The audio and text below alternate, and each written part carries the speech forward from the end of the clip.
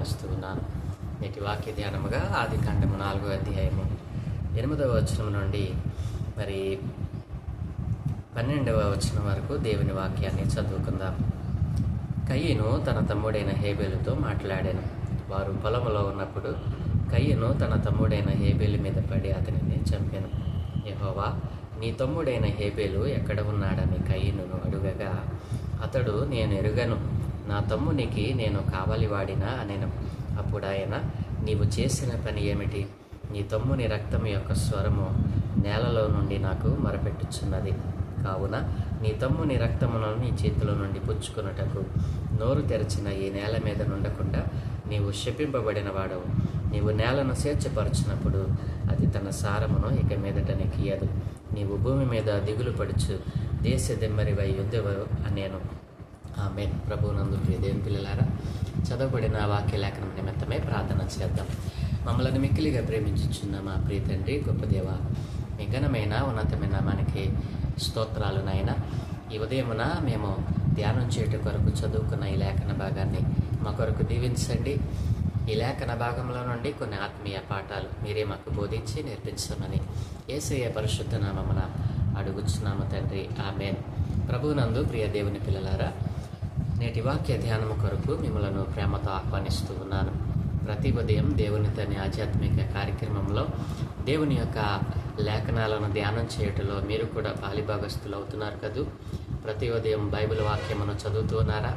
ప్రతి ఉదయము దేవుని వాక్యమును మరి ధ్యానం చేసి మీ దినాన్ని ప్రారంభిస్తున్నారు కదూ. నేను నమ్ముతూ ఉన్నాను మీరందరూ అలాగుననే చేస్తూ ఉన్నారని. దేవుడు మిమ్మలను అలాగున మరి నడిపించునుగాక. నేటి వాక్య ధ్యానమును మనం ధ్యానం చేద్దాం. నిన్నటి దినాన్న దేవుడు కయీను తనలో ఉన్నటువంటి కయీనులో ఉన్నటువంటి ఆ యొక్క దుర్గుణాలను, దుష్టిని సంబంధిగా ఉన్న కయీను దగ్గరకు దేవుడు వచ్చి, నీ క్రియలు బాగోలేదు కయీను, నీవు మంచి క్రియలు చేసి ఉంటే నీవెందుకు నీ ముఖాన్ని చిన్నపుచ్చుకుంటావు? నీవు మంచి క్రియలు లేనివాడిగా ఉన్నావు కాబట్టి నీలో కోపం ఉంది, నీలో సత్క్రియ కనిపించటం లేదు నాకు. ఒకవేళ నీవు సత్క్రియ చేయకుండా అలానే జీవిస్తే పాపము నీ దగ్గరికి వస్తుంది, జాగ్రత్త అని దేవుడు హెచ్చరించి వెళ్ళాడు. ఇదేం పిల్లలారా, అలా దేవుడు హెచ్చరించిన తర్వాత కయీను తన తమ్ముడైన హేబేలుతో మాట్లాడాడు. 8వ వచనంలో రాయబడినటువంటి మాట, కయీను తన తమ్ముడైన హేబేలుతో మాట్లాడాను. వారు పొలములో ఉన్నప్పుడు కయీను తన తమ్ముడైన హేబేలు మీద పడి అతనిని చంపాడు. ఇదేని పిల్లరా, ఏమిటి 8వ వచనంలో రాయబడినటువంటి ఆ మాటలో దాగి ఉన్న అంతరార్థం ఏమిటి? కయీను తన తమ్ముడైన హేబేలుతో మాట్లాడాడు. ఎప్పుడు మాట్లాడాడు? దేవుడు వచ్చి కయీనును గద్దించాడు. కయీను, నీ హృదయంలో నీవు చెడ్డతనమును ఉంచుకున్నావు, నీలో దుష్టక్రియలు నాకు కనబడతా ఉన్నాయి, నీలో మంచి క్రియ ఒక్కటి కూడా కనిపించటం లేదు. ఒకవేళ ఈ క్రియలతోనే, ఈ దుష్టక్రియలతోనే నీవు అలా జీవించి ఉంటున్నట్లయితే నీవు పాపమునకు అప్పగింపబడతావు అని దేవుడు హెచ్చరించి వెళ్ళాడు. ఆ తరువాత కయీను తన తమ్ముడైన హేబేలుతో మాట్లాడాడు. ఏమని మాట్లాడుంటాడు ప్రియదైన పిల్లరా? లోపల కడుపు నిండా, మనస్సు నిండా కపటం అంచుకున్నటువంటి వ్యక్తి, లోపల దేవుడు వచ్చి గద్దించిన లోపడినటువంటి వ్యక్తి తమ్ముడితో ఏమి మాట్లాడుంటాడు? ఒకసారి ఆలోచన చేశారా ప్రియదైన పిల్లలారా? తమ్ముడు, నీ అర్పణ దేవుడు అంగీకరించాడు కదూ, నా అర్పణ దేవుడు అంగీకరించలేదు కదూ. నీ అర్పణ దేవుడు అంగీకరించాడు, నిన్ను ఆశీర్వదించాడు, నన్ను దేవుడు ఆశీర్వదించలేదు. దేవుడు నా దగ్గరికి వచ్చి ఈ మాటలు చెప్పాడురా అన్నప్పుడు ఏమని చెప్పాడు? హృదయం పిల్లరా, దేవుడు వచ్చి నీ క్రియలు చెడ్డవి, నీ క్రియలు నాకు మంచిగా కనిపించలేదని చెప్పాడురా అని తమ్ముడితో చెప్తే హేబేలు తన అన్నకు ఏమని చెప్పుంటాడు? ఒకసారి మనం ఆలోచన చేస్తే ప్రియదేని పిల్లరా ఆలోచన చేస్తే హేబేలు, అవునన్నయ్య, ఒకవేళ దేవునికి నచ్చనిది మనలో ఉంటే తప్పకుండా ఆయన వచ్చి చెప్పాడు అని అంటే వాటిని మనం మార్చుకోవాలన్నయ్య. దేవుడే వచ్చి నీతో మాట్లాడా అన్నయ్య? కయ్యనన్నయ్య నీతో మాట్లాడా? అయితే దేవుడు చెప్పాడు అంటే మనలో ఏదో ఆయనకి నచ్చింది ఉండి ఉంటుంది. కాబట్టి ఆ మంచి క్రియలు నీవు కూడా ఎందుకు కలిగి ఉండకూడదు? నీవు కూడా అలాగున దేవుని మాట విను అన్నయ్య అని హేబేలు చెప్పి ఉంటాడు. ఇదేం పిల్లరా, దేవుడు కూడా వచ్చి అదే మాట చెప్పాడు కదా. నీ క్రియలు బాగోలేదు కయీను, నీ క్రియలు మార్చుకో అని దేవుడు చెప్పాడు. అదే మాట నీతిమంతుడైన హేబేలు కూడా తన అన్నకు చెప్పి ఉంటాడు. ప్రియదేని పిల్లరా, మరి నిజముగా కయీను హేబేలుతో మాట్లాడినప్పుడు ఈ మాటలు చెప్పి ఉండకపోతే మరి దేవుడు కూడా చెప్పాడు కదా, ఇద్దరు చెప్పిన మాటలను కూడా కయీను ఏం చేశాడు, మరి విని ఉంటే శాపాన్ని తెచ్చుకునేవాడే కాదేమో. ఇదేం పిల్లల తరువాత జరిగింది ఏమిటి? వారు పొలంలో ఉన్నప్పుడు కయీను తన తమ్ముడైన హేబేలు మీద పడి అతన్ని చంపాడు. అంత ద్వేషము కయీనుకు ఎందుకు వచ్చింది? ఇదేం పిల్లరా, దేవుడు వచ్చి హెచ్చరించాడు. మరి తన తమ్ముడైన హేబేలు కూడా ఆ విషయంలో మాట్లాడి ఉండవచ్చు. దేవుడు వచ్చి నన్ను గద్దించాడు అని కయీను తన తమ్ముడితో చెప్పినప్పుడు హేబేలు కూడా అవునయ్యా, అవును అన్నయ్య, మరి దేవుడు చెప్పినప్పుడు మనం లోపడాలి, దేవుని మాటకు విధేయత చూపాలి, దేవుడు ఎలా బ్రతకమంటే అలా మనం బ్రతకాలి, ఆయన ఆజ్ఞలను అతిక్రమించకూడదు, ఆయన మార్గంలో మనం నడవాలి అని హేబేలు కూడా చెప్పి ఉండవచ్చు. ఆ మాటలు కయ్యనుకు ఇంపుగా మరి ఉండి ఉండకపోవచ్చు ప్రియదేని పిల్లరా. అందుకనే ఇంకా మరి తన తమ్ముని మీద ద్వేషం పెరిగిపోయిందేమో. వెంటనే ఆ తరువాత దినాన్ని మరి పొలంలో వారు ఉన్నప్పుడు ఏం చేశాడు, తన మీద పడి మరి తన తమ్ముడిని చంపాడు, హత్య చేశాడు. ప్రియదేని పిల్లారా, ఆశీర్వదింపబడిన కుటుంబంలో హత్య చేసేటువంటి మనస్తత్వం ఎందుకు వచ్చింది? క్రియలు మంచివిగా లేకపోవడం బట్టి. ప్రియదేని పిల్లారా, నీవు దేవుని సన్నిధిలోనే ఉంటూ ఉన్నావు, దేవుని సన్నిధిలోనే పైకి భక్తిగల వాణిగా నీవు కనపడతా ఉన్నావు. కానీ నీలో క్రూరమైనటువంటి మరి ద్వేషము, నీలో ఒక వ్యక్తిని లేకుండా చేయాలనేటువంటి ఆలోచన కలిగి ఉన్నావేమో. జాగ్రత్త, దేవుడు ప్రతి దానిని ఆయన క్షుణ్ణముగా పరిశీలిస్తూ ఉన్నాడు. ఆయన ఎన్నో మార్లు నిన్ను గద్దించాడు. కయీను లాంటి మనస్తత్వం కలిగిన నిన్ను ఆయన వాక్యం ద్వారా ఎన్నోసార్లు సరిచేయాలని చూశాడు. మరి నువ్వు సరైపోయావా? ఇంకా నువ్వు కయీను మనస్సును కలిగే ఉన్నావా? జాగ్రత్త. మరి నీతిమంతుడైన హేబేలు తన అన్నకు చెప్పి ఉంటాడు, అన్నయ్య దేవుని మాట విను, దేవుడే వచ్చి నీతో చెప్పాడంటే ఆయన నీవు ఎంత చెడ్డ క్రియలు చేస్తూ ఉన్నావో, నీ హృదయంలో ఒకవేళ మరి అవిధేయత ఉందేమో, మరి సాతాను చేత నువ్వు పట్టబడ్డావేమో. జాగ్రత్త అన్నయ్య, దేవుడు వచ్చి నేను గద్దించాడంటే నీవు సరిచేసుకొని చెప్పు ఉంటాడు. ఆ మాటలు కూడా నీతిమంతుని మాటలు దుష్టుడైన వానికి ఇంపుగా ఉండవు. ఎందుకంటే ఆ మాటలు వింటే వారు బాగుపడేవాడే. కానీ అన్నయ్య తన తమ్ముని మాటలు కూడా పెడచెవిని పెట్టాడు. అటు దేవుని మాటలు పెడచెవిని పెట్టాడు, తన తమ్ముని యొక్క నీతియుక్తమైన మాటలను కూడా పెడచెవిని పెట్టాడు. ఇంకా ద్వేషాన్ని నింపుకొని మరునాడే తమ్ముడిని చంపాడు. ప్రియదేని పిల్లరా, ఇలాంటి మనస్తత్వము మరి నీలో ఒకవేళ ఉందేమో. దేవుడు అన్నాడు కదా, మనము కయ్యని ఇంటి వారమై ఉండరాదు అన్నాడు. ఎందుకు కయ్యని ఇంటి వారమై ఉండరాదు అన్నాడు? మరి మొదటి యోహాను రాసిన పత్రిక 3వ అధ్యాయం 12-15 వచనాల్లో దేవుడు రాయించాడు.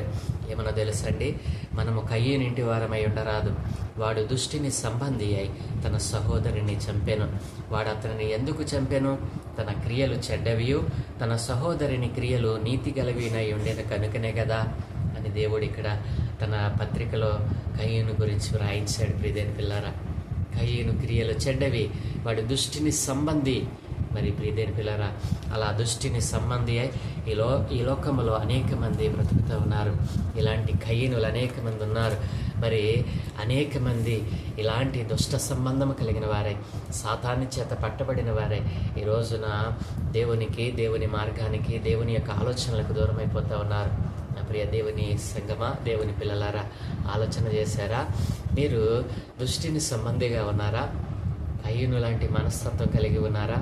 ఒకే ఇంటిలో ఉన్నారు, ఒకే మంచం మీద వారు పండుకున్న వారిగా కనబడతా ఉన్నారు, ఒకే కంచంలో తిన్నవారిగా వారు పెరిగారు, ఆశీర్వదింపబడిన కుటుంబంలోనే ఉన్నారు. కానీ ఒకని హృదయంలో మరి చెడ్డ క్రియలు కనబడినప్పుడు దేవుడే వచ్చి గద్దిస్తే మరి తన నీతిమంతుడైనటువంటి తన సహోదరుని ద్వారా గద్దింపబడిన వాడు సరైపోలేదు. మరి కయ్యను పాపానికి అప్పగింపబడ్డాడు. మరి దేవుని శాపాన్ని కొని తెచ్చుకున్నాడు. ప్రియదేని పిల్లారా, నరహత్య చేయాలనేటువంటి తలంపులోకి వెళ్ళిపోయాడు. అవును, మనస్సులో దేవుడు గద్దించినప్పుడు గద్దెంపబడకపోతే, దేవుడు గద్దించినప్పుడు సరైపోకపోతే పాపము నీలోనికి వస్తుంది. పాపం వలన వచ్చే జీతము మరణము. కాబట్టి నిన్ను మరణానికి అప్పగిస్తుంది. ప్రియదేని పిల్లరా, నీ హృదయం నిండా వాక్యమును ఉంచుకోవాలి, కానీ నీ హృదయం నిండా క్రోధమును, మరి మత్సరమును, మరి చెడ్డ క్రియలను నీ హృదయంలో ఉంచుకొనకూడదు అని దేవుని లేఖనం సెలవిస్తూ ఉంది. ఈ రోజున నీ మనస్సు, నీ హృదయము ఎలాగనే ఉంది? పైకి భక్తి గలవానిగా, మరి లోపల క్రూరమైనటువంటి క్రోధముతో, మరి ఒక వ్యక్తిని భూమి మీద లేకుండా చేయలేనటువంటి తలంపుతో ఒకవేళ నీవు ఉన్నావేమో, కయీను లాంటి మనస్సు ఒకవేళ నీవు కలిగి ఉన్నావేమో, జాగ్రత్త. దేవుడే వచ్చి అనేక మార్లు నిన్ను గద్దించాడు, తన వాక్యం ద్వారా నిన్ను సరిచేయడానికి ప్రయత్నం చేశాడు, అయినా నీవు సరవటం లేదేమో. దేవుడు ఈరోజున నీ కోసమే ఈ మాటలు తెలియజేస్తూ ఉన్నాడు. కయీను లాంటి మనస్సు, కయీను లాంటి హృదయము, కయీను లాంటి ఆ సత్క్రియలు కనబడినటువంటి జీవితం నీలో ఉందా? ఈ రోజున నీ క్రియలు మార్చుకో, నీ ఆలోచన విధానాన్ని మార్చుకో. కయీను ఎలా భ్రష్టుడైపోయాడో, మరి శాపాన్ని తెచ్చుకున్నాడో, దేశదెమరి అయి మరి భూమి మీద లేకుండా కొట్టివేయబడ్డాడో, అలాంటి జీవితమును నీలో నుండి తీసివేసి నిన్ను పరిశుద్ధపరిచి, నీవెంత క్రూరుడువైనా, నీవెంత మరి దేవునికి దూరమైపోయినా దేవుడు తన చేతులు జాచి నేను పిలుస్తూ ఉన్నాడు. ఈ సత్యమును, మరి సత్యవంతుడైనటువంటి దేవుని యొక్క నామాన్ని, మరి పాపములను పరిహరించువాడు, మరి ఇలాంటి ఘోర పాపులను కూడా క్షమించి పరలోక రాజ్యానికి వారసులను చేయడానికి ఇష్టపడుతున్న ఆ సర్వాధికారి అనే ఏకైక దేవుని నామాన్ని ఎరిగిన వారు అనేక మంది ఈ లోకంలో, అనేక కయీనులు మనకు కనబడుతూ ఉన్నారు. వారందరూ కూడా సర్వశక్తిగలైన యేసును నమ్ముకొని వారి కొరకమే వారి కోసమే యేసు ప్రభు రక్తంను చిందించాడని, సిలువలో ప్రాణత్యాగం చేశాడని చెప్పగలిగిన బాధ్యత మనపై ఉంది కదూ. నా ప్రియ దేవుని జనాంగమా, నీవు కయీను లాంటి మనస్తత్వం కలిగి ఉన్నావేమో, దేవుడు అనేక మార్లు గద్దించిన లోపడటం లేదేమో. ఈ రోజునే నీ యొక్క మనస్సును మార్చుకో, నీ క్రియలు మార్చుకో, దేవునికి ఇష్టలుగా బ్రతుకు. ఈ సత్యాన్ని, నిన్ను మార్చిన దేవుని యొక్క మరి ఆ యొక్క నీవు మారిన ఆ యొక్క దేవుణ్ణి అనేక మందికి పరిచయం చేయి. దేవుడు మిమ్మల్ని అలాగున నడిపించునుగాక. ఆమేన్. దయగలిగిన తండ్రి, కృపగలిగిన దేవ, ఘనమైన ఉన్నతమైన మనకి స్తోత్రాలయ్యా. అవును తండ్రి, కయీనును సాక్షాత్తు మీరే వచ్చి గద్దించారు నాయన.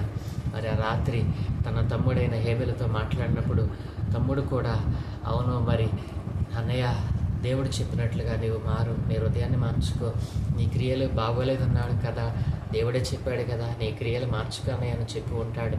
అయినప్పటికీ వినని కయీను నాయన దుష్ట హృదయముతో, దుష్ట మనస్సుతో నాయన కడుపు నిండా, హృదయం నిండా, మనస్సు నిండా క్రోధం ఉంచుకొని తన తమ్ముడిని నాయన చెప్పగలిగాడు. అలాంటి మనస్తత్వం కలిగిన వారు ఈ రోజున లోకంలో అనేక మంది ఉన్నారు నాయన. అలాంటి వారిని కూడా నీవు ప్రేమిస్తున్నావని, వారిని కూడా మంచి మార్గంలో నడిపించడానికి నీ వాక్యమును వారికి తెలియజేస్తూ ఉన్నావని, వారిని వాక్యమును వినకుండా వారిని అడ్డగిస్తున్నటువంటి అపవాదిని ఎదిరించి, ఇదిగో నీ వాక్యమును నాయన అనేక మార్గముల ద్వారా నీవు అయినా వినిపింపజేస్తూ ఉండగా కూడా అయినా ఇదిగో అనేక కయీనులు ఈ రోజున మా జీవితాలలో, మా కుటుంబాలలో ఉంటూ ఉన్నారు నాయన.